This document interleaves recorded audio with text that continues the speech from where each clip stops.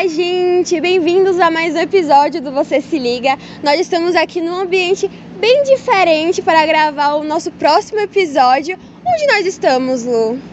Hoje, nós, equipe Vikings, viemos visitar a Universidade Estadual de Santa Cruz para poder levar vocês para conhecer o Centro de Pesquisas em Ciência e Tecnologia das Radiações. Então vamos lá, gente, que temos muitas pessoas maravilhosas, doutores, para conversarmos. Vamos?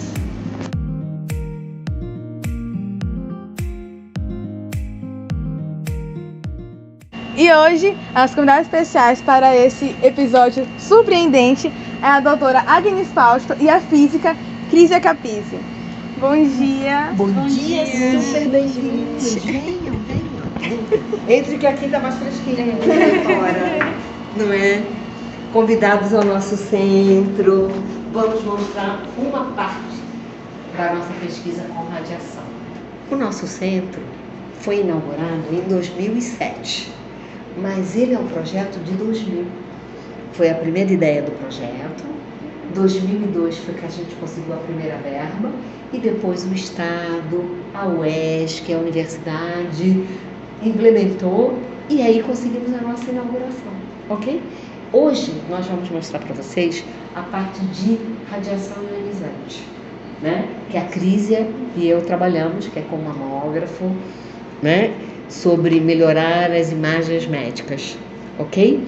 Então, eu vou levar vocês para uma área que normalmente ninguém pode entrar, porque no nosso laboratório está na área restrita e tem o símbolo de radiação, porque pode ter radiação ionizante. Então, só pode entrar lá pessoas autorizadas e usando dosímetro. Hoje, nós vamos poder entrar porque não está nada ligado, né? Está super seguro, por isso que a gente vai poder entrar, ok? Convidados para entrar. Bem-vindos, bem-vindas. Vamos lá. Então aqui também, como uma medida de segurança, é sinalizado que é o símbolo da radiação, não pode acontecer, quer dizer, acontece. Então, quando a gente faz o disparo para obter uma imagem, então a gente sinaliza, como também tem o alerta, então fica uma luz vermelha para a gente para que ninguém entre durante o disparo. Vamos lá. Então, nós chegamos agora aqui na estação de trabalho, que é conhecida como a workstation. As imagens que a gente faz com o mamógrafo, elas são coletadas aqui nesse monitor. Ele é um monitor realmente de uso para diagnóstico de imagem. Aqui, por exemplo, eu trago para vocês uma imagem de um phantom, de um objeto de teste, que ele é chamado de CIRS. Ele é um phantom antropomórfico. O que isso quer dizer? É um phantom que ele tenta simular uma mama de verdade. Então, esse phantom, ele... interior dele, que é esse aqui, gente. Então essa é uma imagem desse phantom. E no interior desse phantom nós temos essas sinalizações que vão nos indicar o tamanho das microcalcificações, as fibras para a gente ver, estudar outras métricas de qualidade de imagem, massas que poderiam ser na realidade nódulos. Então a gente faz análise para principalmente conseguir visualizar as menores estruturas. Tá, então aqui eu trago para vocês os phantoms que a gente utiliza durante a pesquisa. Então esse aqui é o CIS, que ele tenta se aproximar ao máximo de uma mama real. Então nós temos a região do mamilo, nós temos a espessura, o formato com que a mama fica quando é colocado no mamógrafo, porque ele no exame ele é comprimido, certo? Então a gente utiliza, essa aqui é uma mama com 5 centímetros de espessura. E aqui nós temos uma mama com 6 centímetros de espessura, que tenta simular uma mama grande, certo? E tem 20% de glandularidade. Por quê? Porque cada mama ela tem variações na sua glandularidade. Um outro objeto que é outro phantom que a gente também costuma utilizar, é esse aqui, ele é o Torman. Ele é um modelo europeu de estudo de mamas. No interior dele ele apresenta essas micropartículas também, que vão simular pequenas estruturas. E aqui na imagem, quando a gente faz uma imagem desses phantom, essa região aqui, ela simula a região com glandularidade, com gordura, e nela tem embutido pequenas estruturas também. Então também é um phantom antropomórfico com 50% de glandularidade, e ele é um padrão europeu. Ele tem 2,5 centímetros, e para a gente simular diferentes espessuras de mama, a gente acopla placas de PMMA. O que é um PMMA? É um polimetilmetacrilato, é um polímero. Tá? E a densidade, ele tenta ser o mais próximo possível da densidade da pele humana, que equivale a a densidade da água, de 1 grama por centímetro cúbico. Tá? Então, se a gente quer estudar mamas mais espessas ou menos espessas, então a gente acopla essas placas. E nós temos também um outro phantom, que ele é o ACR, chamado de ACR. Ele foi desenvolvido pelo Colégio Americano de Radiologia. Nele também nós temos pequenas estruturas, e a gente utiliza esse phantom diariamente para controle de qualidade de imagem. De acordo com a norma, né, da Anvisa, recentemente ela autorizou que que sejam feitos diariamente testes de imagem. Então, todos os dias a gente liga o equipamento, a gente faz o teste, vê como está a imagem, tem métricas atribuídas que a gente consegue avaliar se a imagem está boa ou não. E um outro objeto de teste, ele já não é caracterizado como phantom porque não simula mama. Então, ele é classificado como um objeto de teste que a gente tem utilizado ele para fazer um estudo de detecção das menores estruturas. Então, ele é chamado de CDMAN, ele é um contraste detalhe, né? Ele avalia a métrica de contraste detalhe, e aí a gente estuda ele porque a gente faz uma imagem dele, a gente calcula uma métrica específica que vai nos dar o limiar de visibilidade, ou seja, o quanto que o equipamento consegue visualizar os menores cilindros. Nós viemos aqui com a nossa turma, então a gente teve um pequeno spoiler de tudo isso. Então realmente, gente, é muito interessante o trabalho realmente da doutora Crísia. A gente vê... A doutora? Mestranda. Corta essa parte. Da mestranda Crísia. Então realmente lá no outro laboratório nós vimos que tem os diferentes tipos de mama, os diferentes tamanhos. Então quando eu vim aqui eu realmente não me toquei que tinha essas partes que era realmente para simular as diferentes personalidades das pessoas. Biotipos. Sim, então, o que eu gostaria de saber é por que é tão complicado para a gente conseguir identificar o câncer desse monstro para realizar ser otimizada essas imagens. Então, a microcalcificação, ela responde de modo muito similar à glândula mamária, à radiação. Então, isso faz com que o exame ele apresente uma taxa considerável de diagnósticos falsos negativos.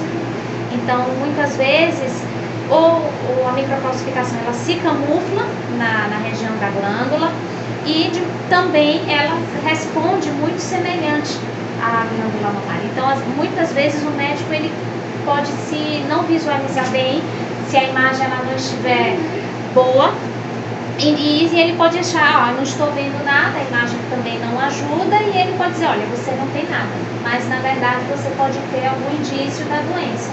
E aí, passado um tempo, claro, a tendência desse nódulo ele crescer, ele vai causar dor, ele pode causar outros efeitos, e quando for feito um novo exame, o nódulo vai ter um tamanho maior, e aí muitas vezes a paciente tem que ser submetida a tratamentos mais drásticos, e aí o gasto, assim, existe um desgaste psicológico muito grande com relação ao tratamento do câncer de mama.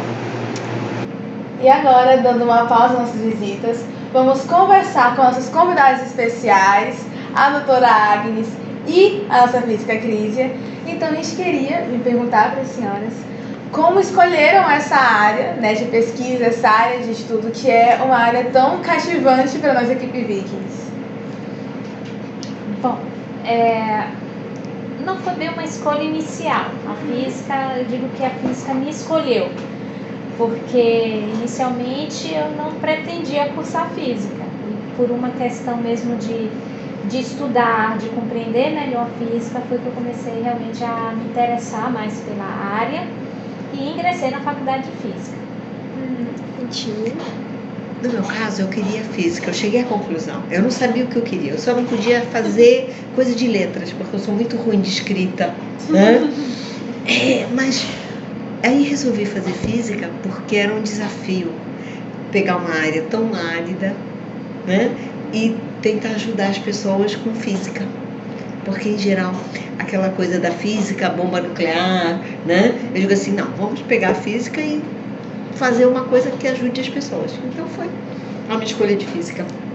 Foi bem por aí. Realmente, né, deu muito certo até então, porque estão até hoje, né, a doutora Cris está fazendo Pode mestrado. chamar de doutora porque ela vai chegar no Vai doutorado. sim, claro. Porque o projeto é graduação, já fez, é física, está fazendo mestrado, vai para o doutorado e vai para a pesquisa. Já. Sim, que a gente está conversando realmente nessa conversa, a gente não, doutores estão aqui falando do assunto, então realmente a gente só vai. Então, agora nós vamos puxar um pouquinho para parte de dicas para jovens cientistas. O que vocês recomendariam para quem quer estar ingressando nessa área? Muito, eu acho que eu digo que é muito sentimento. É você gostar realmente do que você faz, é estudar muito e independente de qualquer, sempre terão obstáculos no caminho.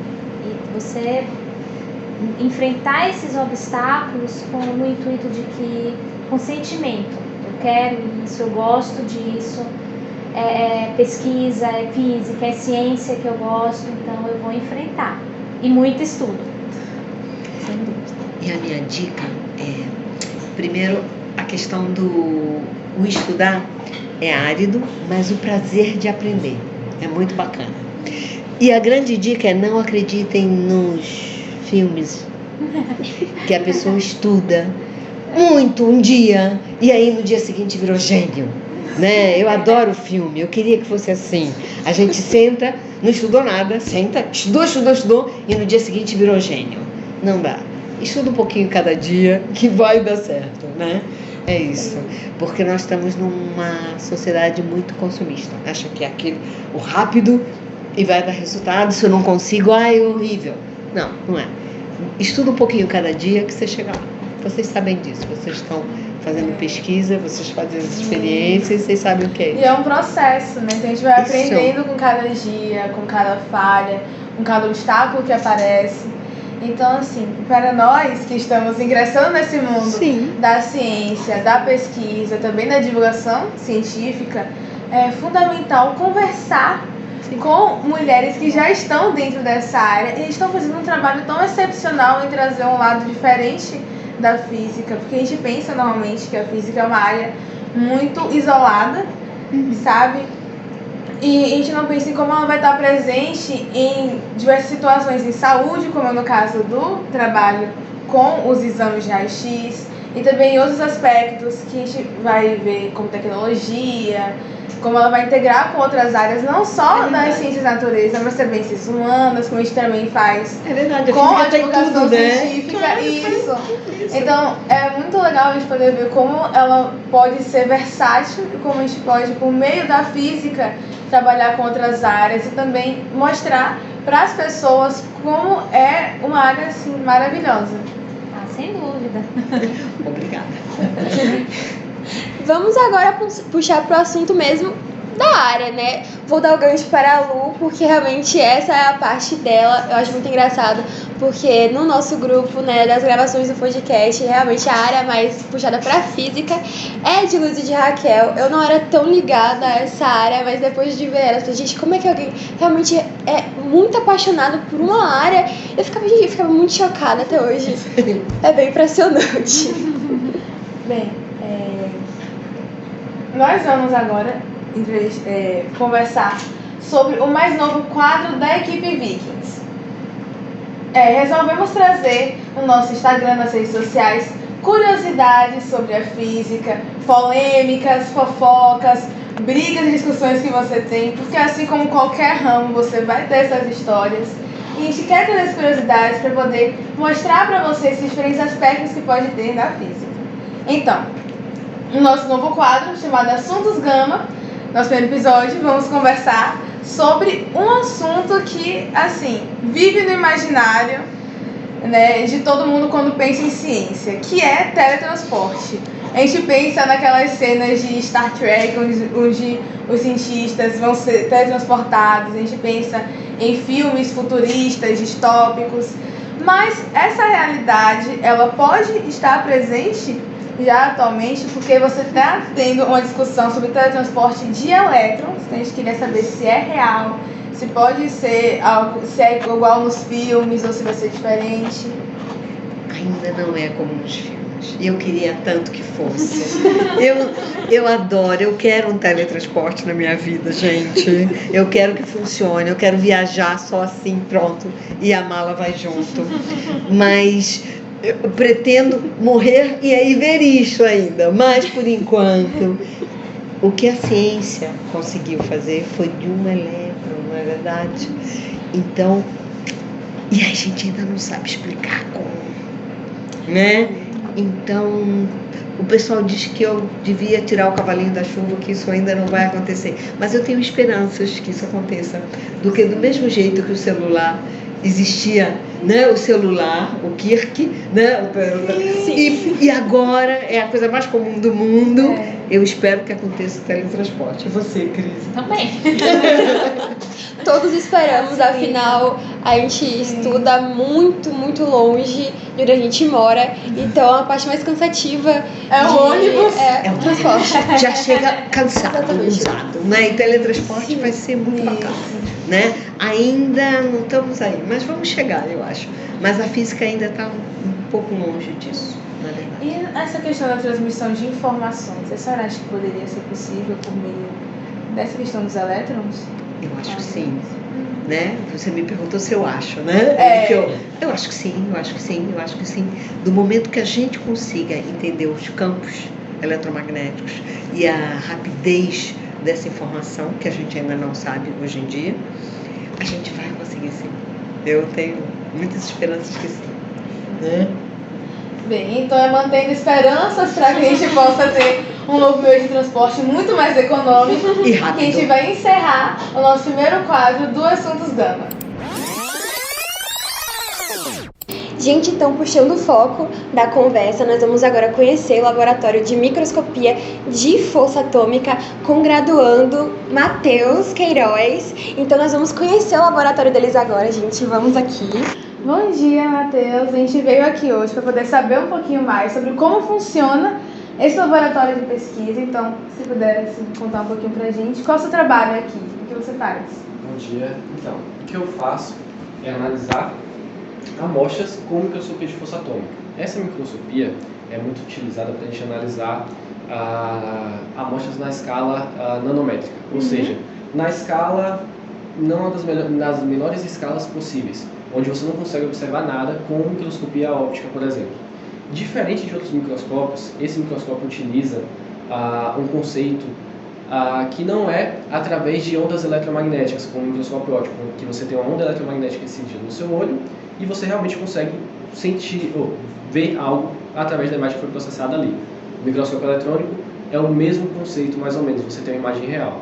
Na microscopia de força atômica, você tem uma imagem que seria uma imagem que a gente pode dizer até que indireta, no qual você é como se fosse um cego que está tateando aquela superfície e a partir disso você consegue ter a característica topográfica e outras características também, como elétricas, químicas, da sua amostra, tá bom? O que acontece? Como é que funciona isso?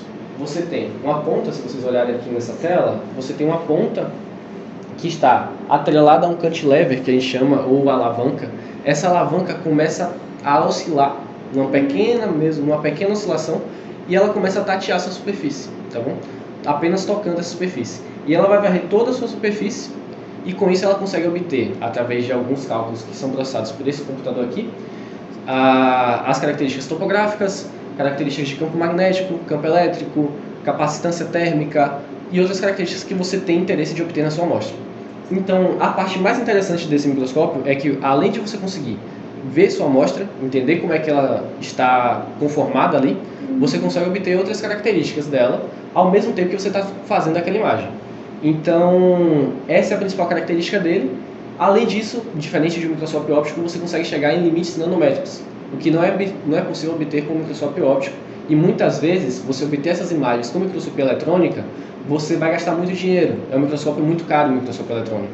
Então, esse chega como uma alternativa intermediária e, ao mesmo tempo, você consegue obter outras características que não seria possível com outros tipos de microscópios. Tá bom?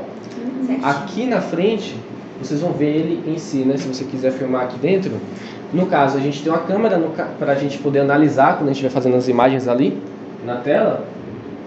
E essa câmera tem uma luzinha para a gente conseguir se orientar onde é que está a nossa ponta e a nossa amostra. E aqui nessa parte de dentro, a gente tem o stage onde vai a nossa amostra, tá bom? A nossa amostra fica aqui dentro.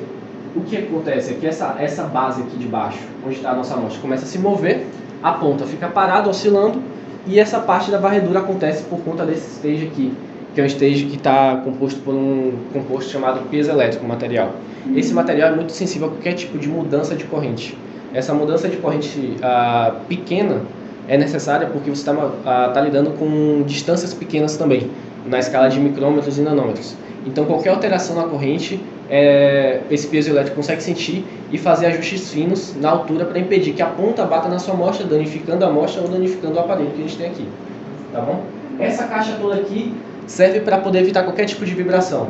Essa vibração, no caso, sonora ou mecânica aqui, vai causar interferência, porque a gente está lidando em escalas muito pequenas, tá bom? Como vocês conseguem ver, o aparelho em si é muito pequeno, mas precisa de todo esse cuidado para a gente conseguir ter a melhor imagem possível, tá bom? Então, o que a gente está trabalhando aqui principalmente são com amostras biológicas, mas é possível de obter imagens de amostras de circuitos eletrônicos e de qualquer outras amostras que seja possível você obter, que seja sólida ou líquida, etc. Tá bom? Prontinho. Certinho, mais alguma pergunta? Bem, acho que não, mas muito obrigada por apresentar o laboratório para a gente. E agora, continuando nossa visita. Então, gente, vamos finalizar o nosso episódio. Hoje realmente foi bem exótico. Visitamos o laboratório, descobrindo várias áreas e esperamos vir mais vezes, conhecer outros trabalhos, afinal tem outros pesquisadores aqui também. Então é isso, gente. Vamos estar também com o nosso quadro Assuntos Gama saindo lá no Stories. Então vão lá conferir e até o próximo episódio. Tchau!